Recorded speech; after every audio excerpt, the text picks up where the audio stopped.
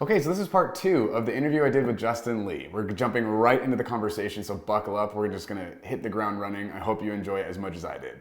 Anytime somebody comes to you and says something that you believe that you've believed your whole life is wrong, whatever that thing is, it's very hard to just turn on a dime, especially if it's something that has weight to it. We all know that we're fallible. We all know we could be wrong about things. If I go to you and I say, hey, this thing you've always believed that's an important thing, you're wrong about, your resistance to that is not because you think that you're perfect, but because it's reasonable to not just, if somebody tells you you're wrong, not just say, oh, okay, I'm just going to change my mind based on what other people tell me. We all have to sort of believe that we've got things right for the most part. And so it takes time in cases where we are wrong. It takes time to work through that. It takes time, to rethink things. Sometimes God has to bring different things into our life to sort of slowly reveal it to us. Now, I say that all from the perspective that I think that my dad was wrong and is right.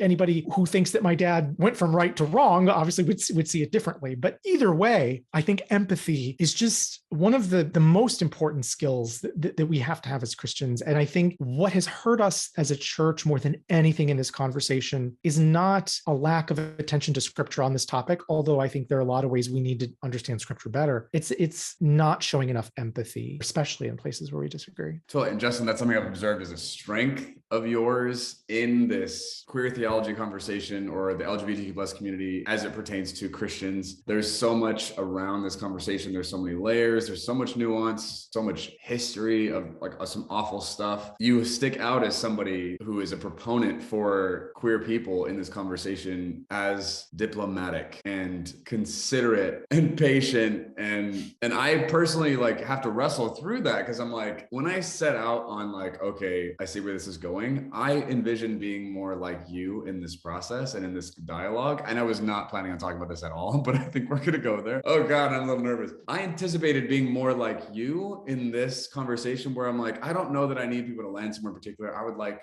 to at least help facilitate lowering the dividing walls and having people who are, digging their heels in the ground and resisting being inclusive to queer people, helping them kind of soften their rigidity and their strict legalism here, at least to open them up to being more compassionate and considerate, and then negotiating on the things that move within that space. And then in that process, I found myself being, I don't know if incapable is the right word, but it's not far away from relevant, almost incapable of delving into that kind of patience and consideration for non-affirming people. And I think that's because it's just part of a maturity process for me. I don't know that I'll always be here, but right now I'm very aware I am incapable of being patient and considerate and understanding of what I perceive as unjust and bigoted beliefs against a whole people group, using the Bible as a weapon against them. That's how I'm currently perceiving this landscape and the attitudes of the Christians who continue to represent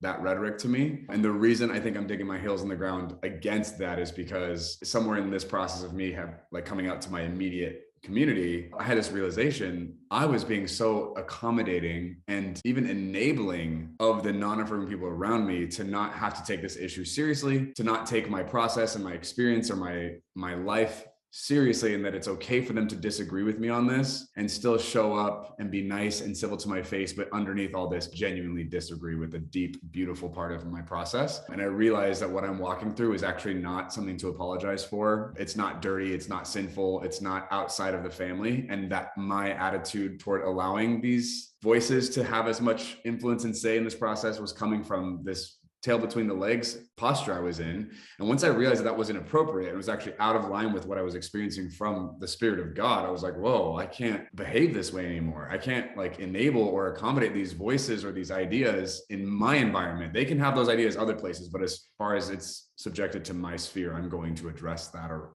oppose it. And I don't know how long this will last. It might be the rest of my life. It might be just the phase I'm going through, but I'm very aware that I have to break up with finding a way to make those voices make sense, because it was doing that from a young age that put me in that cage to begin with and made me live in the closet and lying to myself and everyone else and whatever. So I guess the reason I'm saying all that is I would love to hear your thoughts on I guess just even observing my process here, because I'm still a baby, right? I'm a gaby in this. I'm still new in like coming out and responding to these voices and the backlash and all the things. And you've been doing this for, 20 years or 25 years or however long. I guess I have two questions. One, how do you perceive what I just expressed? Do you relate to that? Was that nowhere in your process? And then two, where is this patience and accommodation coming from in light of like my need to push against that? There's a lot there. I mean, I think that all of us, we're all different. We are all called to do different things in different ways. I'm always leery of saying, taking something that God's called me to and then saying, this is how everyone must always do everything all the time, because I can't say what God's calling somebody else to. I can just say what God's calling me to. But I think that it is absolutely normal and understandable when you have a lot of pain, a lot of stuff that you're still working through internally. It is very reasonable to say, right now, I'm not in a good space emotionally to be able to try to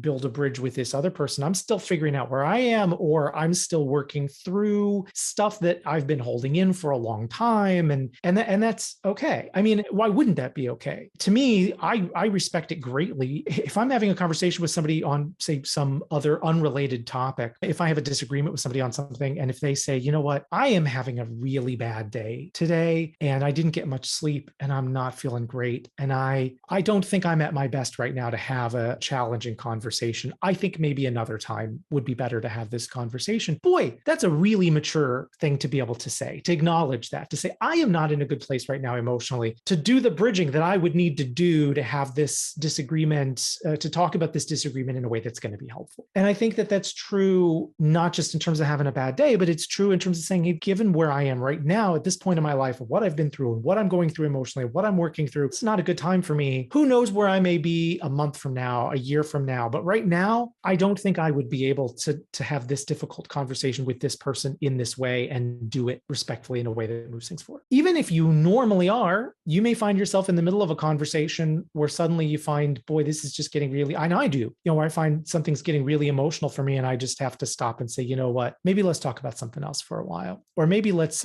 talk about this another day, because I'm getting frustrated and I don't think anything else I say today is going to be good. So, maybe let's push pause on this. I think you have to do that. I think where my patience on this comes from, and it's kind of you to put it that way, is partly, like I said, I know that I said many of these things myself, and I know that I meant well when I said them. And so I just keep reminding myself of that. I also think about it kind of like in a movie or a TV show, and this happens all the time in romantic comedies, and it's one of the most frustrating things ever, where you have the two leads and there's some really silly misunderstanding. She walked in at the wrong time and she saw something or heard something that didn't mean what it sounded like, and now she's upset, and he sees her upset and thinks she's upset about something else, and now they're not talking to each other, and and you just then they spend the whole rest of the movie angry at each other and whatever, and finally things get resolved in the end. But you spend the whole movie as a viewer just going, why don't you just sit down and have a conversation and clear up this misunderstanding? All of this is one silly misunderstanding. If either of you would just have the patience to sit down for a moment and say, wait a second, what you heard isn't what it sounded like, or this is what I think you just said, can you clarify for me? Rather than making the assumption and spending the whole movie mad at each other, could you just sit down?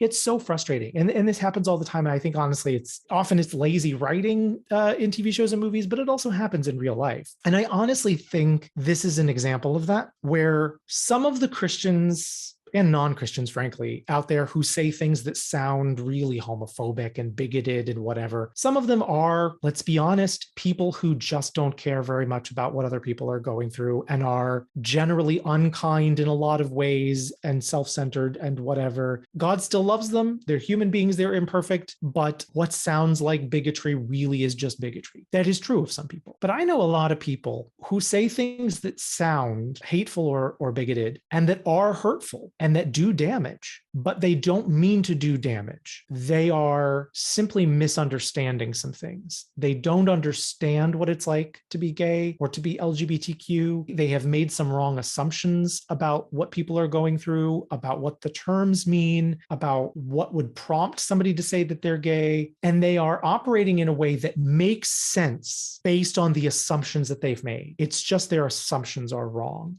And what often happens is we spend so much time arguing about everything that comes after the assumptions, but we don't ever stop and say, wait, let's go back to the assumptions. Because when somebody says, being gay is a sin and you're going to hell and whatever, they don't usually start that conversation by saying, being gay, by which I mean this assumption that I've made about what that term means, right? And then when you hear those things and you respond to them in anger, you don't usually stop by saying, but by the way, just to clarify, when you say gay, what I'm hearing you to mean is We just assume you said gay, I said gay, we both mean the same thing. And very often stuff like that, we don't mean the same thing by gay. We aren't starting with the same assumptions about what it is to be LGBTQ. And so some of these things that sound hateful and bigoted are actually just coming from wrong assumptions that if we can take the time to sit down together and hear each other's stories and correct those mistaken assumptions, a lot of this stuff gets better. And it doesn't happen overnight, but it does slowly get better. And that's really what I want to do. If a Christian understands what it's like to be gay and understands why somebody identifies as gay and understands all of the pain that we go through and all of the theological wrestling, and they don't just say they understand, but they've really walked that journey. They've really empathized. And then they come to the conclusion that God wants us to be celibate for life. But they come to that conclusion really understanding what that means, not just saying, oh, that means not having sex. And hey,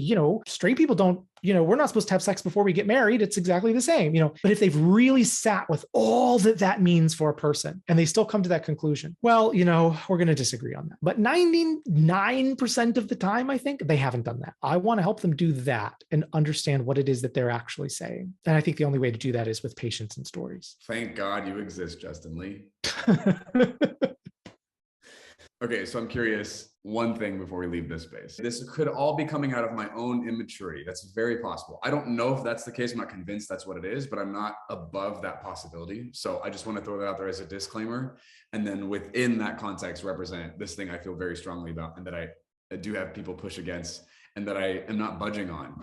So I've got a lot of Christians in my environment or in my audience who feel fine with people being gay as long as as the gay person, I don't require them to agree with the fact that I believe I'm fully acceptable and embraced and celebrated the way I am before God. As long as we're okay with them disagreeing with me on that, then there's no issue. And I'm the one who's like, no, we have an issue. I'm not okay agreeing with that. That to me doesn't come across as love to me. When Christians say, I love you, I don't accept this part of you, but I love you. I'm like, that's not acceptable to me. I don't accept. And so to me, I don't think I'm trying to be technical. I think I'm like, what you're saying when you call it love is not how I don't experience love from that. I think you're being nice. I think you're being civil, or maybe you're pitying me. That's all accurate. I can agree with that. But to call this love to me is actually violating. That's not love. Love would genuinely understand and empathize with my experience, hear my witness, right? And then that would necessitate a due diligence on your part to actually come into this with some humility. And then I actually do expect down the road, you would actually end up changing your mind about this theology you have based on what people like me in our lives are bringing to the table that a lot of these people seem committed to misunderstanding or ignoring entirely.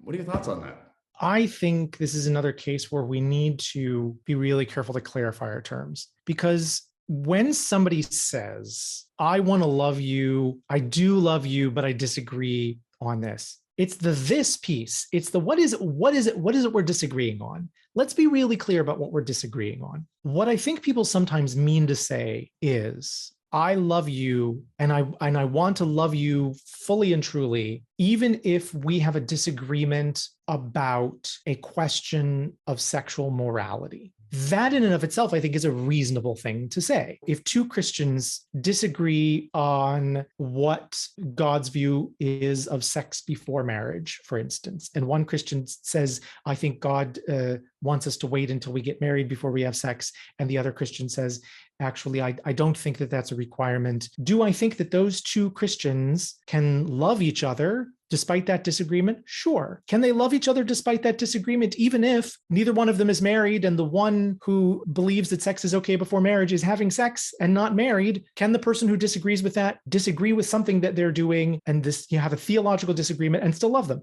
Yes, absolutely. I think that can be true. Presumably, they wouldn't spend a lot of time talking about it, though. I mean, if someone's your friend and you've talked about this and you're both convinced of your positions, I would question someone who considers himself a friend who feels the need to, like, every time you get together, bring up, by the way, let's talk about the sex that you're having before marriage, I think is a sin, So I think that's what these Christians mean to say when they say this sort of thing. But I think there are two ways they go wrong. One is maybe not so much about something, a way that they're going wrong, but how it's coming across. What often comes across is the idea that they disapprove of your existence as a gay person, your being gay. I keep coming back to this idea of like the definition of gay, which seems like such a silly thing, but I've done surveys of Christians and you would be surprised how differently a significant percentage of like conservative evangelical Christians define the word gay versus self-identified LGBTQ people. I've done a survey where I ask, like, John is married to a woman, but he's attracted to men and he's faithful to his wife. What's his sexual orientation? And LGBTQ folks go, if he's attracted to only men, he's gay. Even though he's married to a woman, he's gay. If he's attracted to men and women, he's bi. A significant percentage of conservative evangelicals respond by saying things like, he's straight because he's married to a woman and faithful to her, because they're defining gay and straight based on behavior rather than attraction. Or others won't say he's straight, but they'll say, well, I don't want to assign any term to him because gay is an identity and he might not take on that identity. But again, that's still a different definition from the person who says gay is same-sex attracted. There's a whole history of why we have these different definitions for the term, but it's important to understand that we do. So when somebody says, I love you, but I don't support your being gay, they may mean I want to have a difference, or I do have a difference of opinion about a particular theological question about sexual behavior. But what comes across is this thing about yourself that has always been true even before you admitted it to anyone, that always will be true, that you didn't choose, that you cannot change, that is part of how your brain is built and how you are wired and how you've always been wired. This thing that is a part of who you are, it is a piece of you, just like any other thing in your brain is a piece of you. I want to love you, but not love a piece of you. And that's a really different thing. That's like a parent saying to their child, I love you, but I don't like that you're a boy. Okay, well, I am. What am I supposed to do with that?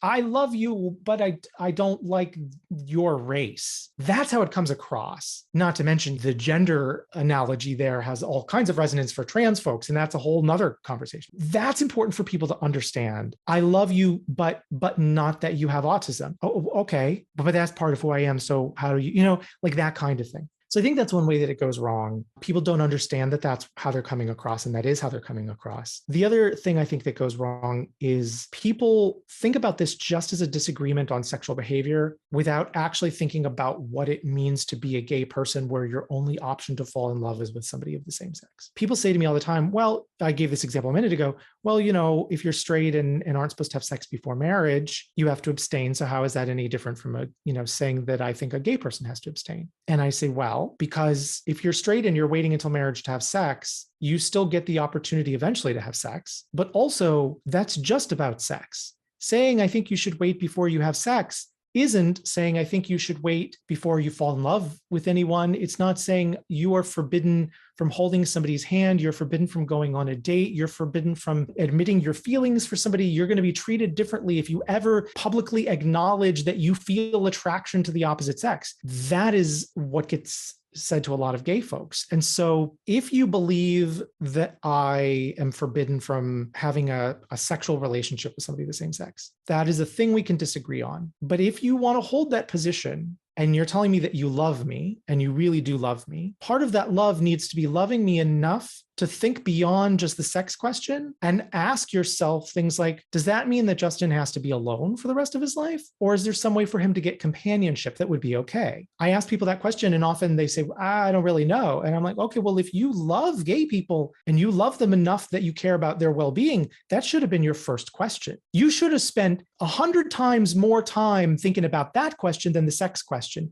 Because I guarantee you, gay people, when gay people say, oh, we want to get married, it's not because because we're so desperate to have sex. The sex drive is part of the human experience for most humans. I certainly hope people aren't getting married just for the sake of having sex. You get married for companionship. That's the important piece. If all that you've thought about is just the sex piece, and you've never really stopped to think or think as much about the companionship piece, that says to me that there needs to be more love there and more empathy. And if you thought about the companionship piece, and your conclusion is that even some kind of a committed partnership would be too far over the line or too close to the line, and you can't approve of that, then I don't know how you tell me that God has denied me that opportunity without absolutely breaking down in tears if you love me. Because if you love me and you really care that much about my well-being, and you come to the conclusion that God has said that I have to be alone for my entire life, that I can never have a family, I can never have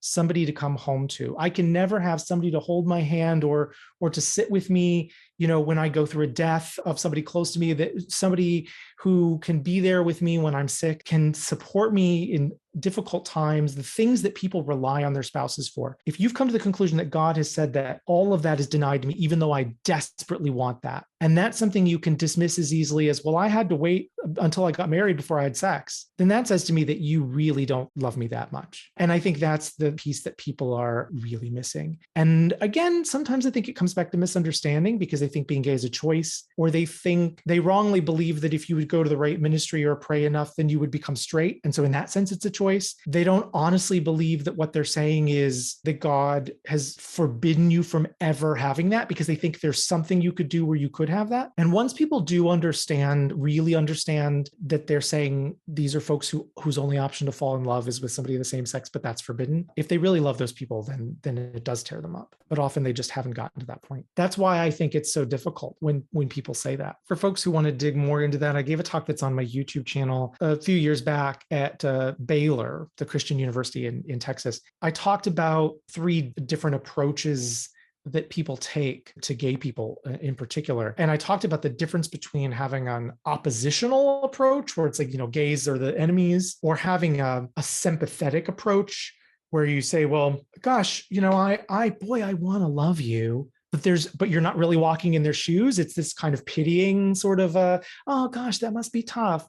Oh, well, I'm late for dinner date with my spouse, versus an empathetic approach. Sympathy is pity in many cases, and empathy is really walking in somebody's shoes. We live in a culture right now where people are very, very polarized on a lot of issues, and where a lot of people say, if you're not 100% with me on everything, then you're the scum of the earth. We Christians are not going to agree on everything anytime soon. There are important issues we disagree on, and I don't mean to gloss over that, because some of those issues I think people need to get right, and I think people are getting them wrong, and they think I'm getting them wrong. But my goodness, if there's anything we could contribute to the culture right now, besides Jesus is Lord, which is obviously the most important piece, I would love for the church to set an example of what it looks like to disagree with empathy, where I can say, I think this person's gotten something important wrong, but I'm going to care about them so much that I'm going to see the world through their eyes and understand their point of view so well that it breaks my heart when I realize bad things are coming their way. And that's something that the world needs to learn.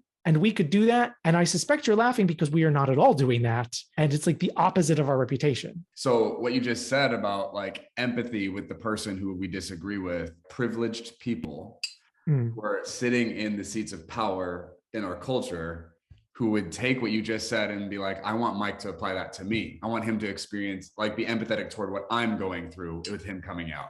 And they would flip it on its head, and I want to pull my hair out because and it's partly because I don't know how to help them understand the absurdity of the blindness, right? But I literally have people I've respected for years that is like, they're plummeting in my world, in my view of like their ability to be functional, rational people. They take what you just said for themselves and apply it to a marginalized voice like me and be like, you need to treat me this way. And I'm like, would you care to speak to that? We could have many long conversations about this, because I realize this opens a whole Pandora's box. But I'll say this, I can't control what anybody else does. If someone's not being empathetic toward me, I can't make them. I can tell my story. I can ask them to be empathetic. I can try and share my experiences with them in a way that I think will invite them to listen. I cannot force them to do it. Do I think God wants them to do it? Absolutely, I think God wants them to do it. All I can do is control me. And what I try to do as much as I can in life is, in any situation I'm in any disagreement, I try to see things from the other person's point of view, whether I am being marginalized or not. I try to always see the other person's position, recognizing that, as we said earlier, when you are going through a lot of pain, have been through a lot of pain, you may not always be in a place to do the kind of bridging you might like to do, and you have to be realistic about what you're able to do. That said, thinking about myself and my situations, I certainly feel the greatest responsibility, maybe is the right way to put it, to be empathetic and to do extra listening when I know that I am in a position of having the power. When I am looking at the perspective of somebody who's marginalized in a way that I'm not. Do I think there is greater responsibility for people who have power, who are in the majority, to listen better to people who are not? Yeah, absolutely, I do. I still think, even in cases where I'm the only one in my situation, that I have to try to understand things from other people's perspective, because I'm the only one that I can control. And the better I understand the people who are opposing me, the better I can try to help them understand me. And I look at Jesus. I mean, Jesus is being crucified. From a Christian perspective, Jesus is the only person who's done things perfectly. And Jesus is being crucified by people who are sinners in every sense and are literally putting him to death, ridiculing him, beating him, humiliating him, have all the power in every way, and still is humble and still asking for God's forgiveness on them. So somehow there is this love, even for the oppressor, that Jesus taps into in those moments that I wish I could tell you I always felt. I do not always feel it. When there's a conflict, I'm not going to sit and put the blame on the person who didn't have power and say, well, if only you had done this better, then this wouldn't have happened. The responsibility is very much on the person who has the power. But since I can only control myself, I try to be empathetic in every situation. Because of the Pandora's box thing, I'm going to stop there. Thank you for your response, because there's so much more to be said there. Justin, yeah. I want to recognize that it is complicated and nuanced. And what I just said is trying to give a simple answer to something that's absolutely not simple. Yes, there's much more to be said on that. And I was so blind to most of this until I came out. And then all of a sudden, this stuff became very needed to understand. I'm like, whoa, we have terminology for this, for what I'm experiencing right now. People have already discussed and labeled this stuff. This is wild. You were the first gay Christian that Kathy Baldock ever discovered. My audience has heard me interview Kathy. They've heard her story. Hopefully they've watched her other YouTube videos of teaching on all this. Would you mind just kind of chiming in on that experience? What was it like having Kathy enter in the world from your perspective? And, was there much crossover? What was that like? Oh my word.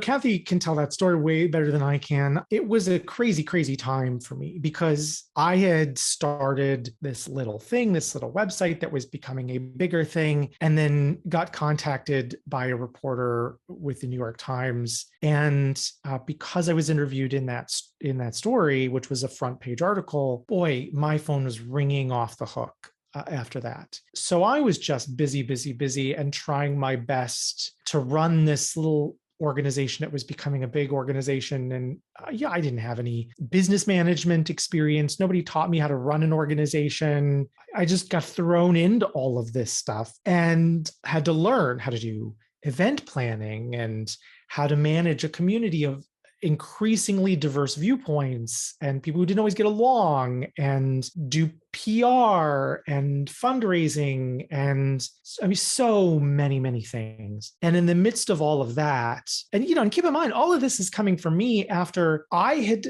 realized that I was gay at 18 and then went through years of just depression and struggle and pain and losing so many people I cared about who thought that I had turned from God, and trying to figure out what the Bible said and trying to figure out what my future was, and feeling really lost and not having anybody to turn to. And then all of a sudden, I'm trying to help all these other people, but I haven't really gotten help yet. I'm giving what I have, but I feel like I need someone to tell me what to do. And I do want to stop and just acknowledge that there were other people who came before me. I was not like, the first gay Christian by any stretch of the imagination. But at this point, I didn't have a lot of support. I didn't know who these people were who'd come before me. I was trying to do all that and then run this organization and all that too. And then I remember Kathy came to one of our conferences that we were putting on at the time. Her memories of it are much more clear than mine because it was just such a chaotic time for me. But I remember her standing up at some point and giving a little very Kathy-like speech about sort of where she was in her journey and just thinking, who is this person? Was it bizarre for you to have a straight woman in that environment? It wasn't bizarre. I mean, I don't remember exactly when this started, but I remember that early on, there were some people who were straight who were interested because they had a child who had come out, or they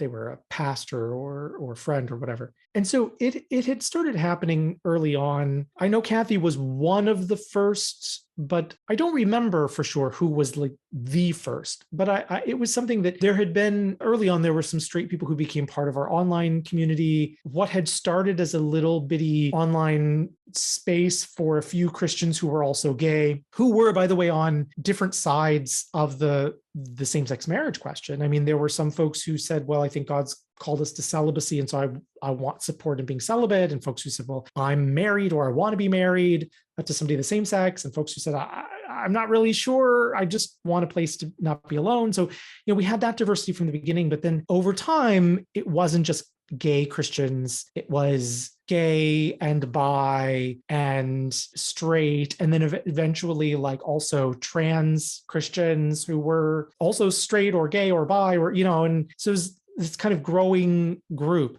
So the fact that a straight woman was there wasn't really what surprised me, but Kathy was just very passionate. And I didn't know her at the time. And so that caught me off guard a little bit because I didn't know what to expect. Over the years, of course, Kathy and I have gotten to know each other very well, and she's a friend. I think I didn't fully appreciate in the beginning how passionate she was about this work and how passionate she would be. But she and I are really different in our approaches too, in a way that I think is healthy. If I'm good cop, Kathy's bad cop. Kathy pushes the envelope much more than I do, even in situations where I think I would have the right, if you will, to say, you must listen to me. I am under no obligation to listen to you. You must listen to me.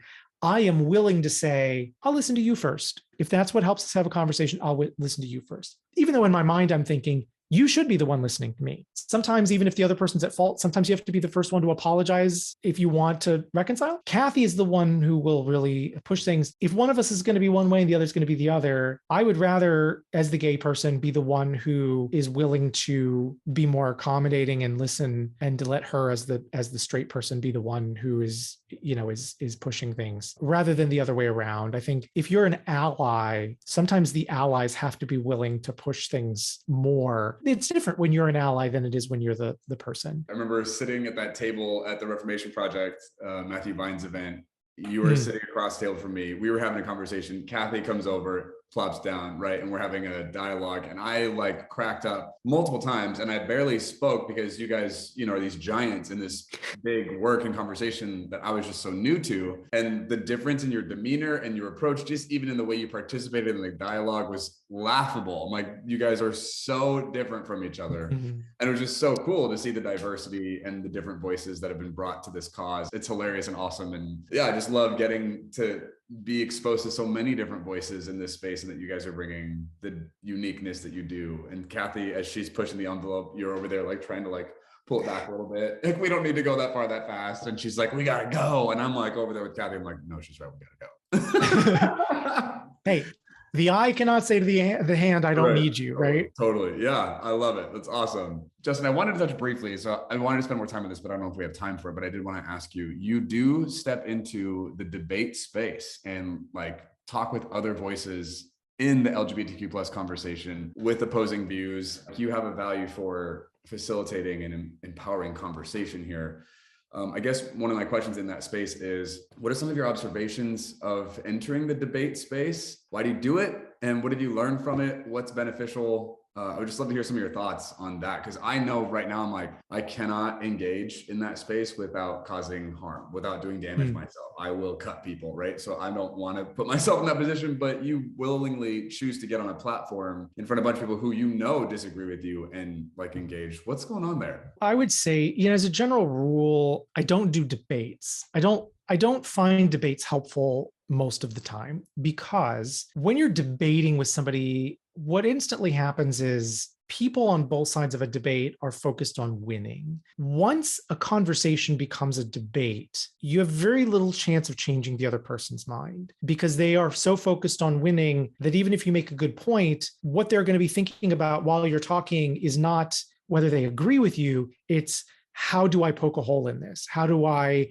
counter this? They've already decided they are going to disagree. They want to win. We dig our heels in. Once something becomes a debate or an argument, we dig our heels in. And I don't know if you've ever had this experience. I certainly have, where I get so into a debate, or especially if it becomes a heated argument, that even if I know on some level that the other person's right about something, I can't bring myself to admit it in the moment, because I don't want to look weak. I don't want to lose, and then I feel foolish later. I try to avoid anything that becomes a debate, even a public debate. I think public debates can be more useful than private ones, because you're not in a public debate really trying to change the mind of the other person on the stage. You're trying to change the audience's mind. But when it comes to conversations about this stuff, I find that even those public debates, what tends to happen is the audience picks sides, and then they just root for their team the way they root for a sporting root at a sporting event. Nobody, goes to a football game and halfway through the game says, actually, the other team's playing better. I'm going to switch sides and start cheering for them.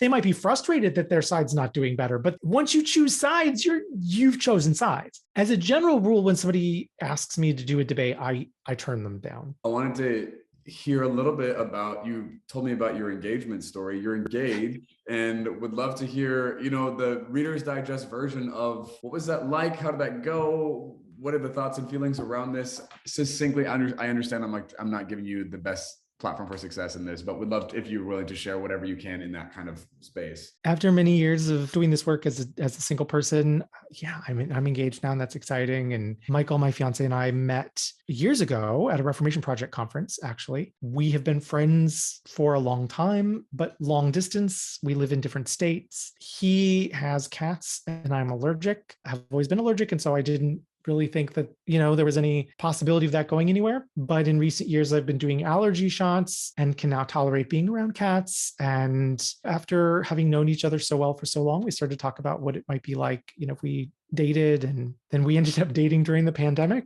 long distance, which was a fun and exciting challenge. We're engaged now, and learning for the first time how weird it is to plan a wedding. I mean, wedding planning is crazy anyway, but planning a wedding without a lot of years of tradition to kind of establish what it looks like to have a same-sex wedding. I mean, certainly plenty of people have gotten married before us, but I didn't really realize until being in the midst of this how many decisions we were going to have to make, that there are not a lot of folks that we can look to and say, oh, this person did it exactly the way we want to. We're sort of learning as we go. And that's been fun and exciting. Sometime I'll have to do a video on that. Yeah. What are some of the challenges you run into in wedding planning that you weren't expecting? Well, so same-sex marriage has only been legal across the US, I think less than 7 years now. And so still a lot of folks in the wedding industry, have forms that you fill out to obtain their services that are still based on,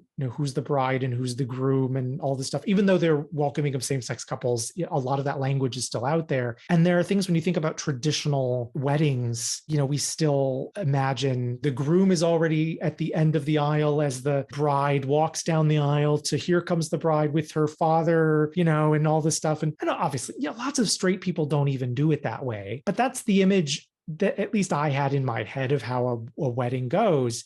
And so there are then these questions like, how do we do that? Do we both want to walk down the aisle? Do we walk down the aisle together? Do we walk down separately? Do we walk down on the sides and then, not go down the aisle? Do we both start out at how do we do, just little questions like that I hadn't thought about. And even something like, getting engaged, the tradition that I certainly grew up with is that when you get engaged, that the man proposes to the woman, he goes down on one knee and he has a ring and she wears a ring, but he doesn't wear a ring until they get married. And then they both wear a wedding ring that she wears in addition to her engagement ring, which is usually a diamond ring. And look, there are all these really specific things. And again, not everybody does it that way. Plenty of women have proposed to their male fiancés and so forth. But like, this is the image I had of how you do it. So if you're a same-sex couple, you have to have a conversation about when we get engaged, who's going to propose. And then there's this question of, well, is there going to be a ring? Are there going to be 2 rings? Are there going to be no rings? What's our symbol? And because neither one of us wanted to wear like a diamond ring, is one ring going to be the engagement ring and the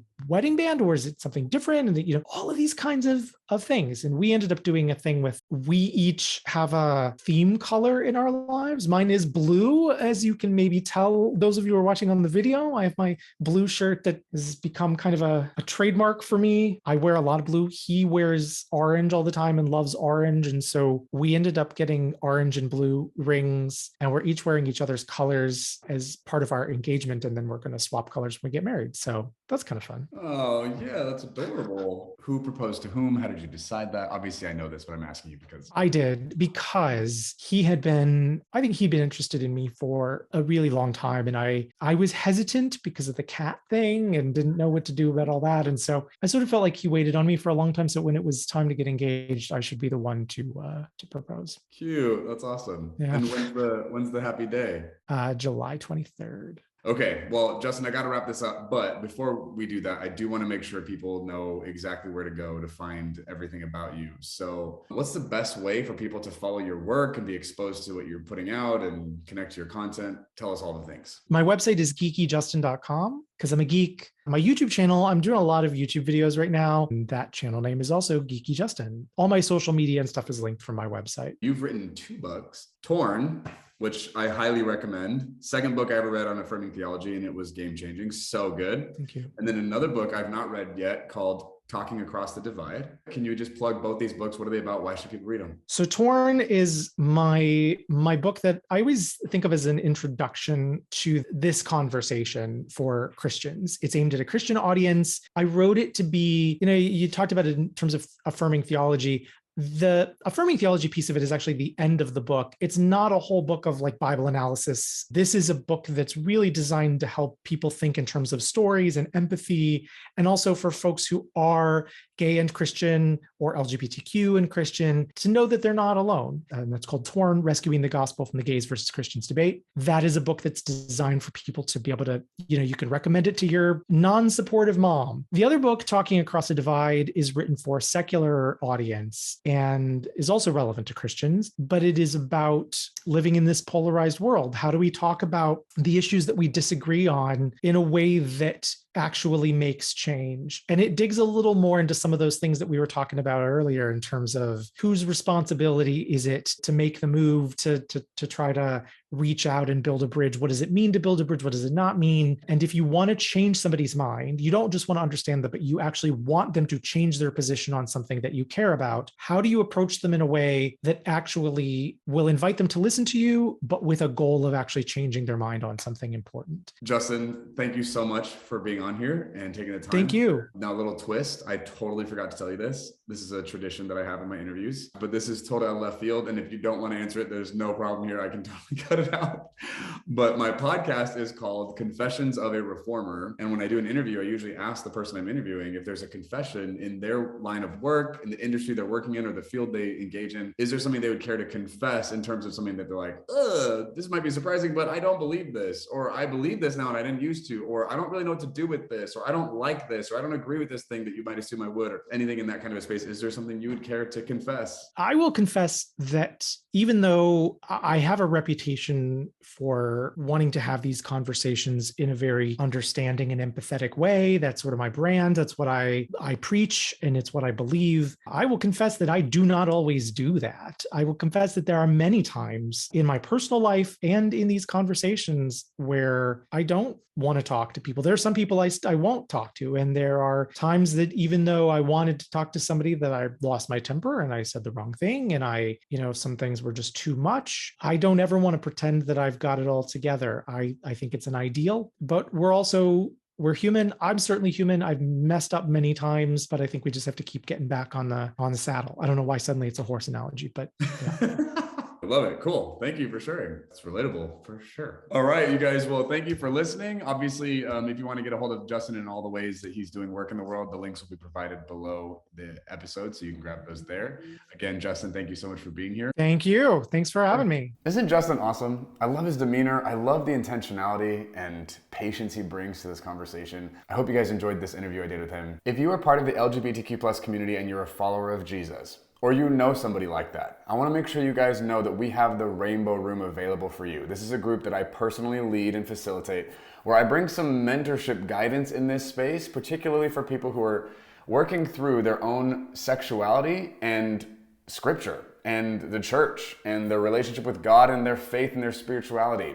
We're working on relationship dynamics. We're establishing appropriate boundaries in the people who are affirming or not affirming in our lives. We're working through our own internalized homophobia. It's an environment where people are supportive, they're in the same exact boat as you, there's encouragement, there's support, there's embracing and celebration of who we are.